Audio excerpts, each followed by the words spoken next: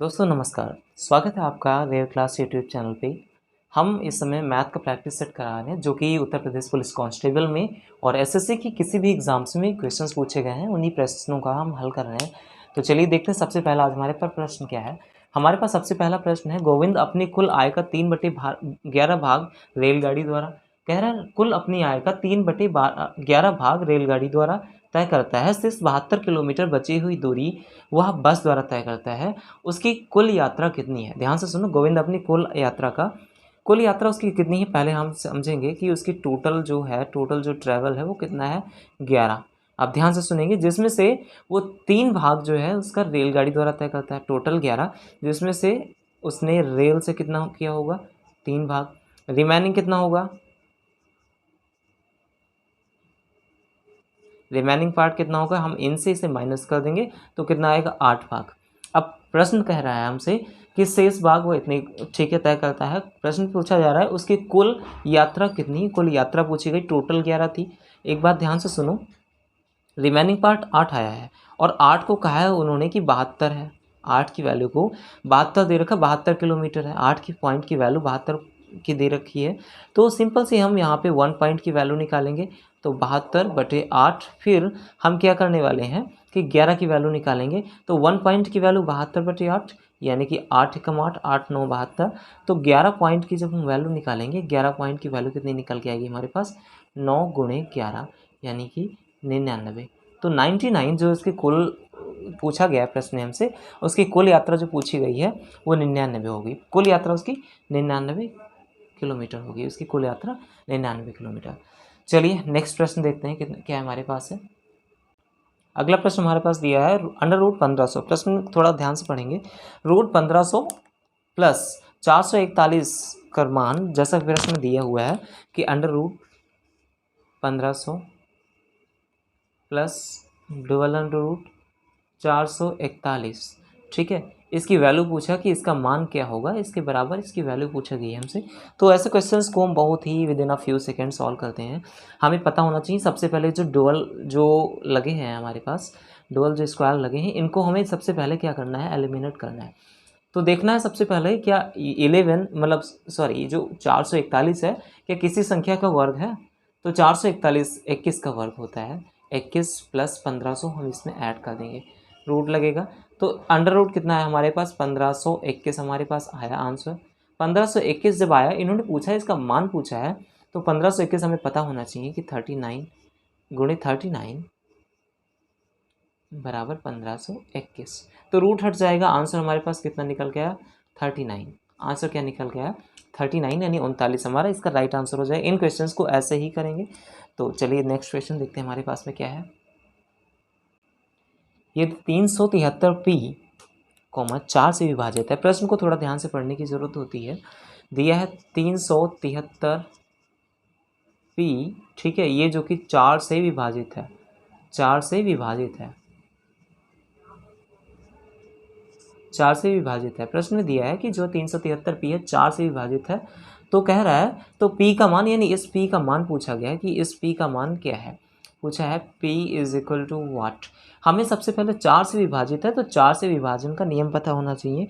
कोई नंबर अगर कोई संख्या 4 से विभाजित है, इसका मतलब है कि उसके लास्ट के 2 टर्म, उसके अंतिम 2 पद जो है 4 से विभाजित हो जाने चाहिए, क्योंकि 4 का डिविजिबिलिटी रूल यही कहता है कि लास्ट के 2 टर्म। अच्छा, लास्ट का 2 टर्म क्या है हमारे पास, 3 7 3, और जो p है, हम p के प्लेस पे हम यहाँ पे कुछ ना कुछ नंबर को रखेंगे जो कि 4 से विभाजित होगी। एक चीज़ हमें पता होनी चाहिए कि ये 2 टर्म्स 3p, ऐसा नंबर हम यहाँ पर रखें, अपने ऑप्शन के अकॉर्डिंग हम चूज़ करते हैं। ऑप्शन में है 2 भी है और 6 भी है, तो सबसे पहले हम ऑप्शन 2 रख के देख लेते हैं। तो 2 रखेंगे यहाँ पे, तो कितना हो जाएगा हमारे पास, 32, 3 2 32 हो जाएगा। तो 32 क्या 4 से डिवाइड है, हाँ बिल्कुल है। अच्छा ठीक है, फिर एक बार हम 2 की जगह पे हम यहाँ पर 6 को भी रख के देख लें, तो 36 हो जाएगा। क्या 36 4 से डिवाइड है, हाँ बिल्कुल है, 36 4 से भी डिवाइड है, और 32 4 से भी डिवाइड है। तो इस केस में हमने आंसर जो देखा, आंसर में हमने क्या देखा कि जो यहाँ पर अगर हम पहले 2 रखते हैं, 2 तथा 6, ये 2 तथा 6 जो हैं ये दोनों के दोनों हमारे राइट आंसर हो जाएंगे। नेक्स्ट प्रश्न क्या है। प्रश्न है हमारे पास, ये बहुत इंपॉर्टेंट है। एक रेलगाड़ी 90 किलोमीटर प्रति घंटा की गति से चल रही है। क्वेश्चंस ऐसे आते हैं, एक रेलगाड़ी 90 किलोमीटर प्रति घंटा की गति से चल रही है, उसे 2 किलोमीटर की दूरी तय करने में कितने सेकेंड लगेंगे। ध्यान से सुनो, क्वेश्चन क्या है, 90 किलोमीटर, यहाँ किलोमीटर प्रति घंटा दे रखा है और आंसर जो पूछ रहा है वो सेकेंड में पूछ रहा है। तो दिया क्या है हमारे पास, रेलगाड़ी की गति दी हुई है। क्या दिया हुआ है, रेलगाड़ी, ठीक है, की गति हमें दे रखी है और रेलगाड़ी की गति हमें कितनी दे रखी है, हमें पता होना चाहिए 90 किलोमीटर पर आवर हमें स्पीड दे रखी है। फिर कहा गया है कि जो है उसकी दूरी भी है, उसकी दूरी भी हमें दे रखी है। दूरी कितनी है, दूरी हमें देखनी है 2 किलोमीटर, ठीक है, ये हमें फाइंड आउट करनी है। जो टाइम लगेगा हमें पता होना चाहिए, टाइम के लिए क्या होता है, जो डिस्टेंस अपॉन जो उसकी स्पीड है, टाइम निकल आएगा। तो डिस्टेंस कितना, 2 किलोमीटर ट्रैवल करना है और स्पीड 90 किलोमीटर प्रति घंटा की चाल से चल रही है, यानी कि आंसर क्या आया, घंटा में, ठीक है।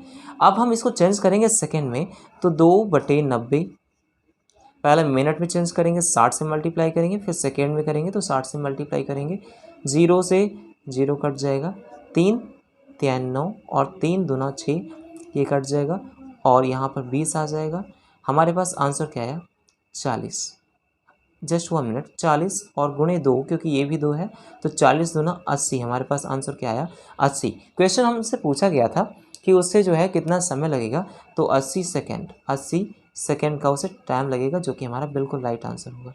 नेक्स्ट प्रश्न क्या है, ऐसे प्रश्न बहुत ईजी होते हैं। कहा गया यदि किसी वस्तु पर 30% की हानि हो तो, मतलब हानि होने का मतलब है कि उसके हानि हो रही है, यानी 30% का हानि हो रही है, उसके क्रय मूल्य तथा विक्रय मूल्य। यदि किसी वस्तु पर 30%, यानी एक बात हमें पता होनी चाहिए कि ये कॉस्ट प्राइस हमारी जो कुछ भी हो, हानि या जो प्रॉफिट या लॉस होगा, हम देखते तो सीपी पर है, लेकिन एक्चुअल प्राइस वो एसपी से रिलेट करता है। यानी कि क्वेश्चन में दे रखा है वस्तु पर 30% की हानि हो तो, क्वेश्चन दे रखा है 30% की हानि हो तो, मतलब सबसे पहले हमें कॉस्ट प्राइस देखना पड़ेगा और फिर सेलिंग प्राइस देखना पड़ेगा। इनके बीच एक रेशियो होता है। 30% की हानि यानी उसको सेल किया गया है। कोई चीज़ अगर 100 में खरीदी गई और उसे 30% की हानि पे बेच दी गई, यानी वो चीज़ जो 100 में खरीद के 30 में बेच दी गई, 70% का उस पर रेशियो आया, तो सेलिंग प्राइस 70 आया। और सीपी उसका 100 हम मानते हैं, क्योंकि सीपी हम 100 को मानते हैं। वो प्रश्न में पूछा गया है कि क्रय मूल्य तथा विक्रय मूल्य का अनुपात पूछा गया है, यानी सीपी और एसपी का रेशियो पूछा गया है। तो सीपी हमारे पास कितना है, 0 से 0 कट हो जाएगा, सीपी 10 आया और जो सेलिंग प्राइस है वो हमारे पास 7 आया। तो ये जो हमसे पूछा गया था ये हमारा बिल्कुल राइट आंसर हो जाएगा। ऐसे प्रश्न में कुछ नहीं होता है, थोड़ा समझने की ज़रूरत है। क्रय मूल्य तथा विक्रय मूल्य, बस ये बात याद रखिए, ये क्रय मूल्य पूछा गया तो सबसे पहले क्रय मूल्य, विक्रय मूल्य पूछा गया तो विक्रय मूल्य लिखेंगे। 10:7 हमारा आंसर हो जाएगा। प्रश्न दिया गया है यदि ए का वेतन बी के वेतन का 80% है। प्रश्न दिया है हमारे पास, जो ए का वेतन है वो बी के वेतन का, यानी हम पहले ए रेशियो बी लिख लेंगे, बी के वेतन का 80% है। मेरी बात ध्यान से सुनिएगा, अगर ये 100 है, ठीक है, और इसका 80% है, तो इसका 80% कितना होगा, 80। सिंपल सी बात है, ए इसका 80 आ गया। हमें इनके और इनके बीच का रेशियो निकाल लेना ही हमारे लिए बहुत इंपॉर्टेंट होता है। तो ए रेशियो बी की वैल्यू हमारे पास क्या आई, 8:10, या फिर तो हम इसे लिख सकते हैं 4:5। हमारे पास ये निकल के आया। फिर पूछ रहा है तो बी का वेतन ए के वेतन से कितना है, बी का वेतन ए के वेतन से, ए के वेतन से मतलब ये रिलेट कर रहा है। तो सबसे पहले इनके और इनके बीच का डिफरेंस कितना आया डिफरेंस 1। तो 1 का जो डिफरेंस आया किस पे, एक चीज़ हमें ध्यान देनी है कि पूछ रहा है तो बी का वेतन ए के वेतन से, सॉरी बी का वेतन यानी 5 है, बी का वेतन कितना है, 5 है, इनके बीच में वो नहीं देखेंगे। बी का वेतन 5 है, ए के वेतन से कितना, यानी ए डिवाइड में चला जाएगा, 4 × 100%। पूछ रहा है तो सिंपली मल्टीप्लाई कर देंगे, 4 × 4 और 4 दूना 8, 25। तो कितना निकल गया हमारा आंसर, जस्ट 1 मिनट, हाँ राइट है। तो 25 × 5 जब हम करेंगे तो 125 आएगा हमारा। तो 125% जो आया हमारा वो राइट आंसर है। 125% जो है प्रश्न का आंसर है, जो कि पूछा गया है बी का वेतन ए के वेतन का कितना है, ठीक है, 125%। नेक्स्ट प्रश्न क्या है हमारे पास, किसी वस्तु का क्रय मूल्य उसके विक्रय मूल्य का 50% है। वस्तु का क्रय मूल्य यानी सीपी और उसके विक्रय मूल्य यानी सेलिंग प्राइस का 50% है। अगर सेलिंग प्राइस हम 100 मान लेते तो सीपी 50 हो जाएगा। फिर पूछा गया है तो लाभ प्रतिशत निकालना है। तो लाभ प्रतिशत हमें क्या देखना होगा, कभी भी हम इस तरह का लाभ वगैरह प्रतिशत निकालते हैं तो क्रय मूल्य सबसे पहले हमने निकाल लिया CP है और सेलिंग प्राइस हमने निकाल लिया 100 है। लाभ प्रतिशत क्या होगा, इनके बीच का डिफरेंस कितना है 50, इनके बीच का डिफरेंस आया है 50 और वो भी हम CP पर, हमेशा हम CP पर ही देखते हैं ऐसे क्वेश्चंस को। 50 और गुणे 100 से मल्टीप्लाई करवा देंगे, 50 से 50 कट जाएगा तो हमारा प्रॉफिट कितना है 100% हमारा क्या निकल गया प्रॉफिट। ये हमारा प्रॉफिट है, 100% हमारा प्रॉफिट है जो कि एक 100% राइट आंसर है। तो नेक्स्ट क्वेश्चन देखते हैं हमारे पास क्या है। 40 परिणामों का औसत पूछा गया है, 40 परिणामों का औसत 20 है। ध्यान से सुनिए, 40 परिणामों का औसत 20 है, 60 परिणामों का औसत 30 है, ठीक है। जो 40 परिणामों का औसत दे रखा है वो 20 है, यानी कि टोटल कितना निकल के आएगा 800। टोटल कितना निकल के आएगा 800। फिर कहा गया है कि 60 परिणामों का औसत 30 है, यानी 60 जो रिजल्ट है उनका औसत कितना है 30 है, तो ओवरऑल कितना निकल के आएगा 1800, है ना, 1800 टोटल निकल के आएगा। फिर प्रश्न में हमसे पूछा गया है सभी परिणामों का औसत। पहली बात हमें परिणाम कितना देखना है, तो ये कितने हो गए 100, ठीक है, और टोटल इनका जब सम करेंगे तो 2600 आएगा। सभी परिणामों का औसत पूछा गया है। औसत क्या होता है, कुल नंबर बटे इन संख्याओं का योग। तो कुल नंबर कितना है हमारे पास 100 और कुल संख्याओं का योग 2600, तो 100 से हम डिवाइड कर देंगे, 0 से 0, तो कितना निकल गया हमारे पास 26। तो कुल परिणामों का जो औसत आया वो 26 आया है। नेक्स्ट क्वेश्चन, P, Q तथा R मिलकर किसी कार्य को 20 दिनों में पूरा करते हैं, ठीक है। P अकेला 40 दिनों में पूरा कर सकता है, ओके। Q अकेला 60 दिनों में पूरा करता है, तो R अकेला कितने दिनों में पूरा कर लेगा। ऐसे क्वेश्चंस को टैकल करना बहुत ईजी रहता है। सबसे पहले हम P को निकालेंगे। P कितना है हमारे पास दे रखा है 1/40, यानी कि उसका एक दिन का कार्य कितना निकल गया 40, 1/40 एक दिन का कार्य। उसी तरह से हमने Q को निकाला, तो Q का दे रखा है प्रश्न में कि जो है Q अकेला 60 दिनों में करता है। प्रश्न में दे रखा Q एक, तो उसका एक दिन का कार्य 1/60 निकल गया है ना। और जो R निकलेगा, ध्यान से सुनो, इसको हम अभी नहीं निकाल सकते क्योंकि फिर दे रखा है P + Q + R, 3 का दे रखा है, जो कि दे रखा है उसने 20 दिन में करता, तो उसका एक दिन का कार्य 1/20 निकलेगा, है ना। उसका एक दिन का कार्य 1/20, तो हम R निकाल सकते हैं क्या यहाँ से, बिल्कुल निकाल सकते हैं। कैसे निकाल सकते हैं, हम सबसे पहले लिखेंगे 1/20 कुल ये, ठीक है, माइनस करेंगे 1/40 और माइनस करेंगे 1/60 से। अब हम इन्हें सिंप्लीफाई करेंगे तो इनके 40, 20 और 60 का जो एलसीएम निकल के आएगा, एलसीएम हमारा निकल के आएगा 120। एलसीएम कितना निकल के आया हमारा 120। 120 अब हम कहाँ कहाँ मल्टीप्लाई करेंगे, सबसे पहले 6 से यहाँ मल्टीप्लाई करेंगे, ठीक है, और उसके बाद में 3 से यहाँ मल्टीप्लाई करेंगे और उसके बाद में 2 से यहाँ मल्टीप्लाई करेंगे। तो हमारे पास 6 - 3 - 2 कितना है हमारे पास 1/120। उसका एक दिन का कार्य कितना निकल के आया। प्रश्न में पूछा गया है आर अकेला कितने दिन में कार्य करता है, तो आर की जो वैल्यू निकल के आई वो 120। आर अकेला एक दिन में कितना कार्य करता है 120 कार्य करता है, यानी 120 = आर, 120 कार्य जो है आर करता है। इस तरह से प्रश्न को देखने में हमें कोई भी समस्या नहीं आनी चाहिए, क्योंकि ये क्वेश्चंस काफ़ी इजी होते हैं, बस इनको समझने की थोड़ी सी ज़रूरत होती है। चलिए नेक्स्ट क्वेश्चन हमारे पास देखते हैं क्या है। ये प्रश्न थोड़ा कॉम्प्लिकेटेड हो सकता है। प्रश्न दिया गया है उस समचतुर्भुज का क्षेत्रफल क्या है जिसकी एक भुजा 30 सेंटीमीटर है। क्वेश्चन थोड़ा ध्यान से पढ़ने की जरूरत होती है। एक समचतुर्भुज का क्षेत्रफल पूछा गया है ना, जिसकी एक भुजा 30 सेंटीमीटर, यानी हमें भुजा यानी एरिया दे रखा है, एक साइड हमें दे रखा कितना 30 सेंटीमीटर हमें दे रखा है। फिर कहा गया है तथा एक विकर्ण यानी विकर्ण डायगोनल 1 हमें दे रखा है, कितना दे रखा है 36 सेंटीमीटर दे रखा है। ओके, फिर पूछा गया उस समचतुर्भुज का क्षेत्रफल क्या होगा। क्षेत्रफल हमसे पूछा गया, तो क्षेत्रफल कैपिटल ए क्या होगा। सबसे पहले हम क्या करेंगे, इसके डायगोनल्स निकालेंगे। तो उन्हें निकालने से पहले हमें एक चीज़ देखनी पड़ेगी। फॉर्मूला होता है 4a² = d1² + d2²। जब हम इस तरह से इसे सॉल्व करेंगे तो जो हमारा 4a है, तो 4 × a² की वैल्यू यानी a की 30 और स्क्वायर हो जाएगा इसका = d1 डायगोनल हमारा 36 दे रखा है और इसका स्क्वायर करेंगे हम प्लस d2 हमें निकालना है। d2 निकालेंगे तो हमारा समचतुर्भुज का क्षेत्रफल इजी निकल सकता है।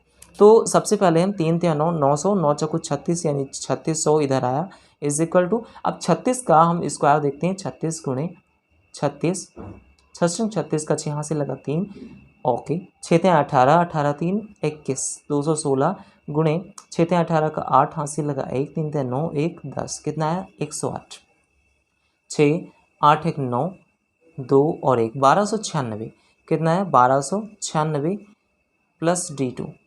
तो हम यहाँ से D2 की वैल्यू निकाल सकते हैं। D2 की वैल्यू हम कैसे निकालेंगे, D2 को इधर रोक लेंगे, 3600 माइनस 1296। जब D2 की वैल्यू निकल के आएगी हमारे पास, तो अब इस केस में जो भी हमारी D2 की वैल्यू निकल के आती है वो डायगोनल होती है। तो सबसे पहले 10 से हम 6 घटाएंगे, आएगा हमारे पास 4, 9 से 9 घटाएंगे, आएगा हमारे पास 0। फिर हम क्या देखने वाले हैं कि यहाँ पर 5 से 2 गया तो आया हमारे पास 3 और 2, 2304 हमारे पास डायगोनल निकल के आई उसकी।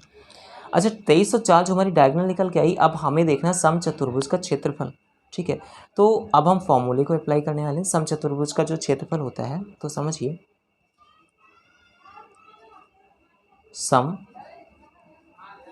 चतुर्भुज का क्षेत्रफल जो होगा वो क्या होता है, फॉर्मूला उसका क्या होता है, 1/2 d1 इंटू d2।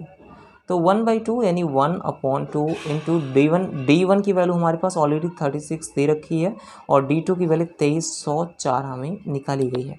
तो सिंपल सी बात, अब हम इसे क्या करेंगे, जस्ट मल्टीप्लाई करेंगे, 2 एकम 2, और इसे मल्टीप्लाई करेंगे 18 से मल्टीप्लाई करेंगे। अब हमें करना क्या होगा, 2304 गुणे 18, इसका मान निकालना होगा। तो चलिए सॉल्व कर लेते हैं। 2304 और गुणे 18 जब हम निकालेंगे, 8 चौको 32 का 2 हासिल लगा 3, ठीक है, 8 एकम 8 होता है 3, और 8 3 24 का 4 हासिल लगा 2, 8 3 24 प्लस 2 26, 26,000 इतना आया। और जब हम इसे 1 से मल्टीप्लाई करेंगे तो 4 0 3 2 2 7 4 6 3 9 हो गए, 2 2 4, तो 49,472 आया। हमारा आंसर क्या आया, 49,472। कितना आया, 49,472, 49,472। 1 मिनट, सॉरी, एक्चुअल में यहाँ पर D2 स्क्वायर है तो स्क्वायर हम भूल गए। अगर स्क्वायर, हाँ ठीक है, स्क्वायर की वैल्यू निकालेंगे तो इस पर रूट लग जाएगा। ठीक है, तो जो D2 की वैल्यू आएगी वो रूट लग जाएगी। तो ओवरऑल हमारा D2 आएगा कितना, जो D2 की वैल्यू आएगी इसका रूट हटाएंगे तो जो हमारा D2 की वैल्यू आने वाली है वो आएगी 48। कितनी, 48 सेंटीमीटर। D2 आया 48 सेंटीमीटर। अब देखेंगे हम समचतुर्भुज का क्षेत्रफल। अब इसी में हम अप्लाई कर देंगे, 36 तो था ही यहाँ पे, हमें लिख देना है यहाँ पे 48 और आ गया है ना, 48 और आ गया, 2 से काटा 18, तो अब हम इसे मल्टीप्लाई करेंगे। बिल्कुल, जी हाँ, राइट है, क्योंकि यहाँ पे हमसे पूछा और गया था, और क्योंकि यहाँ पर D2 है, बाय मिस्टेक डेटा क्लियर नहीं हुआ। तो 48 इंटू 18 जब हम करेंगे, 8 8 64 का 4 हासिल लगा 6, 8 चौको 32, 32 प्लस 6 38 ये आया, प्लस 48 ये आएगा, तो 4 8 8 16 का 6 हासिल लगाएगा, 4 3 7 1 8, हमारा कितना निकल गया, 864। ध्यान से सुनना, ये सेंटीमीटर मतलब सेंटीमीटर स्क्वायर। ये बहुत ही ज़रूरी इंपॉर्टेंट टर्म्स था हमारे पास। तो हमने प्रश्न में क्या देखा, आज हमने कुल 10 तरह के प्रश्न, कुल 10 टाइप्स के हमने क्वेश्चंस को सॉल्व आउट किया, और हमने समझा कि किस तरह से कैसे क्वेश्चंस कैसे हमसे पूछे जा सकते हैं। और ये एक बेस्ट अप्रोच है किसी भी एग्ज़ाम को देने का, मॉक टेस्ट देना और इस तरह के टेस्ट देना किसी भी एग्ज़ाम को देने के लिए बहुत ही अच्छा तरीका है। सो डेफिनेटली ये आपके लिए सेशन बहुत ही बेहतरीन रहने वाला है, और इसी तरह से हम पर डे सीरीज़ कंटिन्यू रखेंगे। सो वीडियो कैसे लगी प्लीज़ अपनी राय ज़रूर बताएं, और हाँ, अगर आपकी कोई भी क्वेरी हो, कोई भी क्वेश्चन हो, तो आप हमारे व्हाट्सएप नंबर 6393884647 से जुड़ सकते हैं। और अगर आपको हमारे व्हाट्सएप ग्रुप से जुड़ना हो तो हमारा व्हाट्सएप ग्रुप डिस्क्रिप्शन में दिया हुआ है, प्लीज़ उससे जुड़ना ना भूलें। सो वीडियो कैसे लगी प्लीज़ सब्सक्राइब ज़रूर करें। Thank you.